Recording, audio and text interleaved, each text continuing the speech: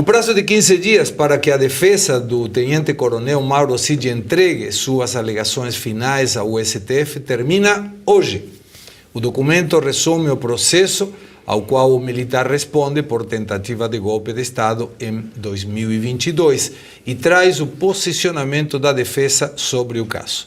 Segundo a Procuradoria-Geral da República, CID, o ex-presidente Jair Bolsonaro e outros 6 réus fazem parte do núcleo crucial da organização criminosa que atuou para promover a ruptura democrática. Encerrado esse prazo, começa a contagem de mais 15 dias para que os demais acusados, inclusive Bolsonaro, também apresentem suas alegações finais. Professor Suano. Segré, como está sendo muito bem apresentado, não existe elementos jurídicos suficientes, o processo é todo falho e não precisaria nem fazer acusação, porque a sentença já está dada. O que eles estão apenas verificando é a dosimetria e o momento adequado para apresentar essa dosimetria. Por qual razão? Isso é o que fica claro para todos nós.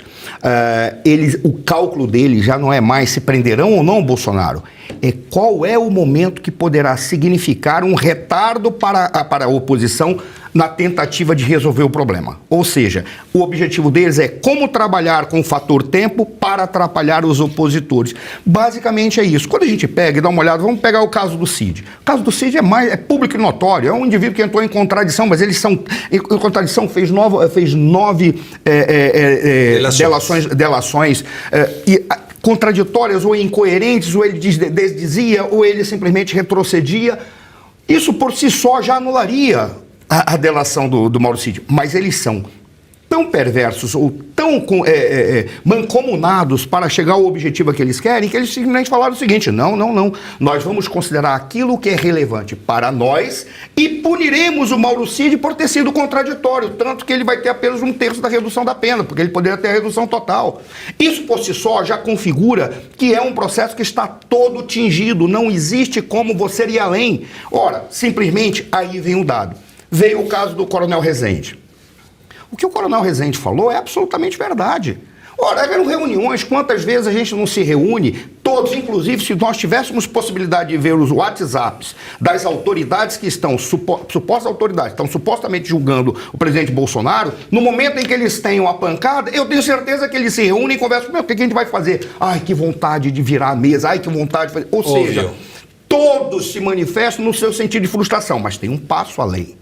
Ora, da frustração, da revolta e falar uma quantidade de coisas que gostaria de fazer até fazê-lo, tem todo um processo de articulação. É isso que eles não estão tendo condição de demonstrar. Estão dizendo que demonstraram, mas não apenas não demonstraram, como se porventura colocarem à mesa tudo o que aconteceu, o que fica claro é que se alguém quis dar o golpe de Estado, o Bolsonaro não foi essa pessoa. Muito pelo contrário, o Bolsonaro trabalhou num processo de continuidade do processo eleitoral, mesmo sabendo que esse processo eleitoral estava tingido ou era fraudulento, não pelas urnas. Ministro, essas urnas, só existe uma coisa mais linda que essas urnas, é a Nossa Senhora de Fátima.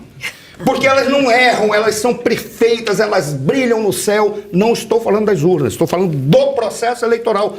Todo ele foi errado. Com todo respeito à Nossa Senhora de Fátima. Acho que nem precisava falar isso, porque todos perceberam que isso é uma pequena acusação. Veja, não existe nada mais claro do que isso. Aí quando a gente pega o que eles estão desejando aqui, buscar mais pontos para juntar a esse mosaico que eles estão construindo, que na realidade não é nem um mosaico, é um quadro cubista. Quando você pega o quadro cubista e o constrói, tem sempre uma figura que está normalmente uma figura horrenda, tá? Porque eu acho que o cubismo é uma coisa muito estranha, mas como técnica é legal. É um quadro cubista que eles vão jogar e vai dizer, é isso aqui o que nós estamos falando. Mas quando você olha, mas que coisa feia. É feio porque não existe. É feio porque não corresponde à realidade. Agora, só para concluir, é muito engraçado que a gente vê assim, é mais um coronel. Eles estão querendo deixar muito claro, quando eles colocam a lista, núcleo 1, núcleo 2, núcleo 3, eles inventaram que tem aqueles que são os idealizadores, aqueles que são os articuladores, aqueles que são os executores, como se isso estivesse estruturado. Eles são tão, eu diria, perversos, ou sei lá... A palavra é essa. Eles são tão perversos que quando a gente pega e vê a lista, a quantidade de coronéis e tenentes-coronéis do Exército, o recado é para as Forças Armadas. está dizendo para vocês que vocês terão que ficar calados, como o Alexandre de Moraes, em determinado momento, falou para o general Braga Neto, que é um dos maiores generais da nossa história, e falou assim, nossa, eu não tenho como ir porque eu estava só preso. Ele disse, eu sei, fui eu que te prendi, cara. Só faltou dizer, perdeu o mané. Fui eu que te prendi. E parece que a realidade do Brasil é realmente prender coronéis. Eu cheguei a essa conclusão quando fiquei sabendo que o coronel Sérgio ficou preso no elevador. Prender coronel! É verdade, o coronel ficou preso num elevador. Alexandre de Moraes. Num elevador. Nossa, que susto, hein? Isso pode ser um sinal. Não, de jeito nenhum. Mas não é. Uma questão que me parece válida para avaliar. Em termos gerais, quando um processo é feito a partir da delação de alguém, um só não é suficiente. No decorrer dos programas, eu gosto muito do dilema do prisioneiro. Mas você precisa de duas pessoas. São dois os prisioneiros que devem jogar para que um delate pela possibilidade que o outro o faça primeiro, então perde o direito de uma melhora na sentença.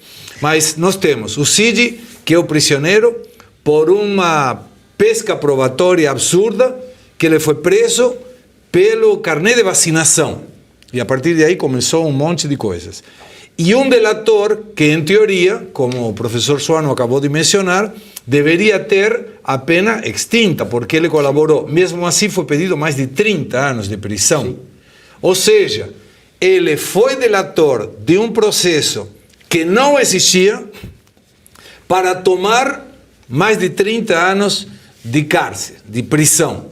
Então, e tem outra visão, não?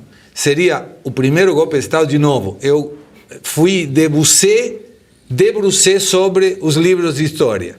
Desde o primeiro, 509 a.C., que deu início à República de Roma, até os últimos. Inclusive, recentemente, o ano passado, essa tentativa de golpe na Bolívia. As características sempre são as mesmas. Precisa de armas. Se o exército, as forças armadas, para ser mais criterioso, não participam e nós 5 vamos a requerer a saída de quem seja, vem um policial, com todo respeito, coloca o arma para fora, não precisa nem, não sei como se chama, coronel, nem colocar na recâmara a bala, não sei, nem preparar a arma para disparar, e todo mundo fica quieto. Por quê? Porque o governo, o Estado, melhor, tem um monopólio da violência. E não é uma violência para exercer a violência, senão para coibir a violência a partir da presunção de que eu, Estado, tenho mais força que você, que não está armado. Se o 8 de janeiro não tivesse acontecido, e era muito simples de evitar, bastaria tirar as pessoas no dia 1º de janeiro da porta dos quartéis, e não porque eles estiveram cometendo delito, senão porque essa aglutinação de pessoas poderia sugerir que alguma coisa poderia acontecer. 30 avisos da ABIN ao governo. Segundo o Gonçalves Dias, do GSI, 900 pessoas das forças de segurança estavam de prontidão para coibir qualquer coisa. Por que não participaram? Onde que elas estavam? As câmaras não funcionavam. E bastavam 3 lugares. Eu fui lá, ninguém me contou. 3 lugares colocando barricadas e ninguém chegava perto da Praça dos Três Poderes. Mas eu tenho a minha teoria. Não consigo, de forma nenhuma, justificar e muito menos provar. Mas eles sabiam que tinha essas reuniões, que aconteceram essas reuniões de alguma das forças, daqueles que integram as Forças Armadas, tentando fazer alguma coisa. E precisavam o detonante. E esse detonante era vandalismo na Praça dos Três Poderes, no Poder Executivo, no Poder Legislativo e no Poder Judiciário. Era a mesma coisa que aconteceu em 2017, 3 ministérios foram incendiados, foram quebradas um monte de coisas do patrimônio público, 900 ônibus do MST, eram 30.000 pessoas que estavam aí e nesse momento pedindo fora Temer também, Não era que foram aí para brincar, não, pediam fora Temer também. Da mesma maneira que alguns dos 8 de janeiro pediam fora Lula. Mas, segundo muitos dos atuais dirigentes do governo, isso foi uma manifestação política. Quem estava aí no meio dessa bagunça era Boulos. E eu questionei sobre isso na sabatina. E ele ficou perplexo com a minha pergunta. Mas, para concluir a mesa, por favor, Luiz Arthur. Ô Segré, as acusações nesses núcleos do 8 de janeiro são baseadas na delação do Mauro Cid. Portanto, o processo é todo nulo.